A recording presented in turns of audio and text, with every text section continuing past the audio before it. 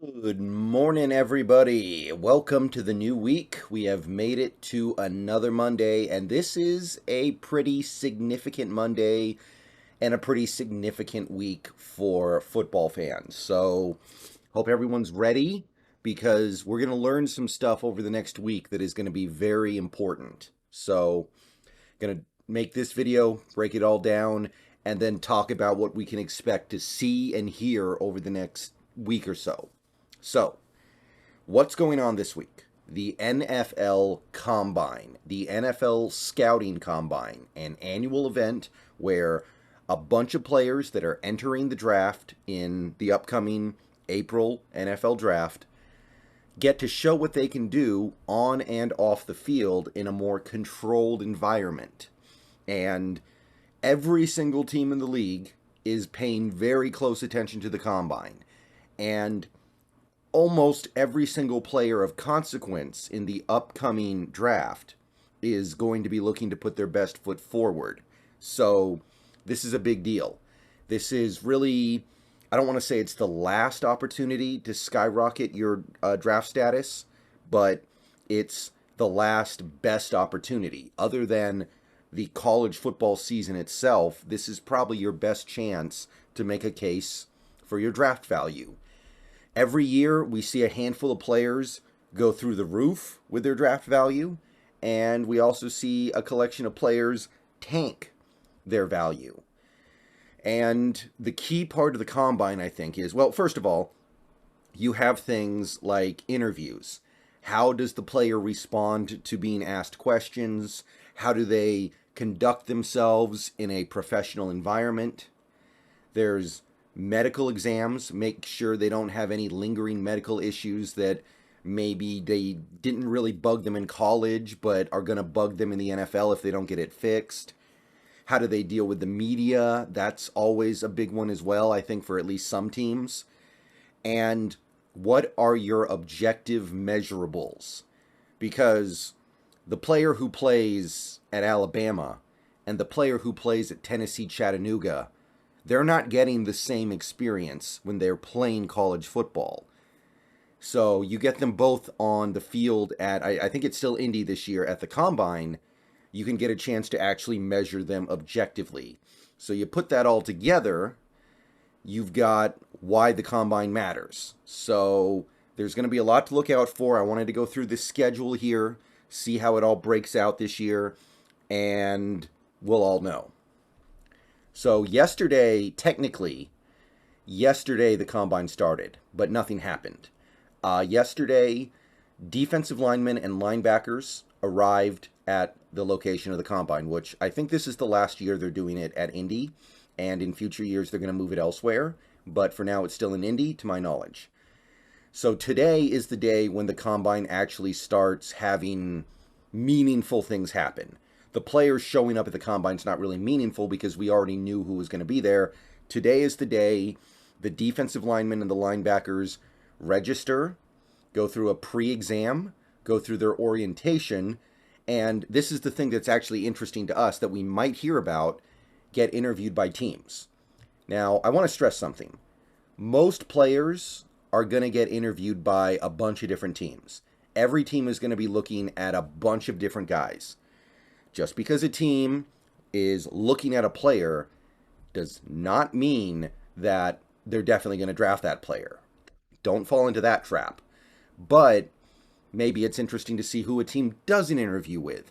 Maybe that indicates there's a lack of interest there. So you can learn stuff from the team interviews. So starting today, we're going to start to see the interviews with the players from teams. And from that, we might learn something. Now notice, the Combine is staggered by position. So today, we have registration, pre-exam, orientation, team interviews for the defensive linemen and the linebackers, but the defensive backs and kickers, punters, and special teams players start showing up. And it continues to stagger for all the positional groups. So that's what we can look forward to today. Tomorrow, we get a general medical exam, pre-ordered studies, and more team interviews. Again, we might learn a little bit from the team interviews, but other than that, maybe there's a little bit of knowledge to be gained from the general medical exam, but not a whole lot. these early stages of the combine are kind of for the teams more than anything else, I think. I don't think that we, as observers from the outside, get to learn that much from the early parts. It's not until the last few days, or, well, I guess I should say the second half of the combine, that we really start getting to the juicy stuff. Like, we got Wednesday, the 1st of March, we've got more exams, we got media interviews, that can be interesting sometimes, NFLPA meeting, and team interviews. So we're going to see who the Seahawks are interviewing with partially, and I will be reporting on that. But I would definitely caution against assuming the world of team interviews. Like, it's good to, if you have a player that you like, you want your team to be interviewing with that player at least once, of course. But unfortunately, it only means so much right now. The last 2 days for each positional group are when things get really interesting. So Thursday, March 2nd, we get our first look at measurements and on-field workouts. This is when the players go out onto the field at Lucas Oil in their underwear, and we see exactly how tall they are. We see exactly how much they weigh, how high can they jump, how far can they jump, all those things. That is where the objective measures of a player come in, right? Because if you take a player who was, a third string, well, okay, I'll be nicer, second string on a school like Alabama, and you put him on the Tennessee Chattanooga team, he's going to kill it, but he can't even start on Alabama. But when you start saying, okay, how tall is he? How much does he weigh? How fast can he run? How high can he jump? Those kinds of things, it starts to be like, okay, we can actually objectively measure you in these areas, these physical areas, without needing to just go off of the competition you're facing, which is heavily skewed based on where you went to college. So a player who runs a 4.6 40 at wide receiver is going to have a lot of problems at most colleges, and he's certainly not going to be heavily sought after in the NFL draft, but he might look pretty good playing at a Division III school because nobody is really that much faster than that. So we're going to start to see workouts too. Like, for instance, okay, defensive linemen, linebackers. So with defensive linemen, you might see like get off the snap drills. You might see, some tackling drills. Just an opportunity to see how they do in a more neutral environment, agnostic to the level of opponent they had to deal with on their college teams. Friday is going to be the last day for the defensive linemen and the linebackers. We get bench press, which is always intriguing. See how strong these guys are, especially the defensive linemen. I think it's very important to see how much they can push. We also get broadcast interviews, which can be interesting, and then the players are gone. So that's basically the process of the NFL scouting combine.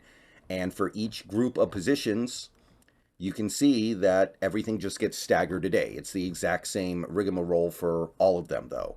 So starting tomorrow, we'll open up the combine to defensive backs and kickers, punters, special teamers.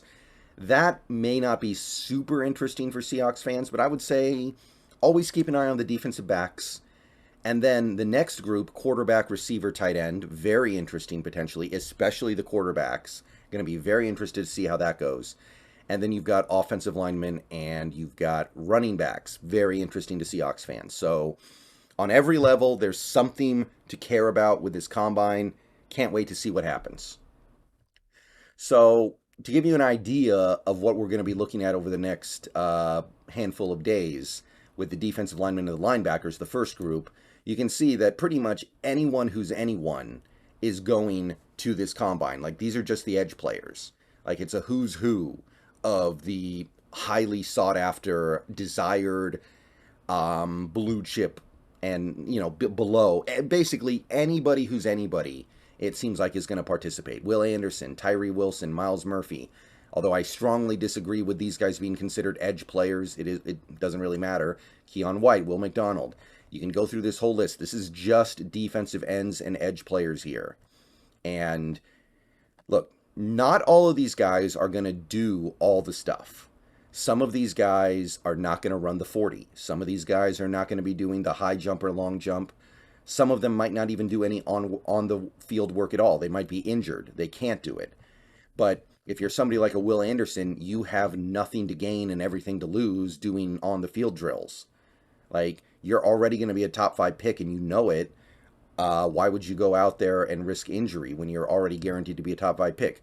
Now, the guide for me to watch in this group, I'm really interested to keep an eye on, would be Tyree Wilson. He may end up being a Seahawk, and depending on how he does in the combine, we may be feeling really good about that. If he has a killer combine, then I believe he will push himself up into that group where he goes in the top 5 and nobody blinks. Nobody finds that weird.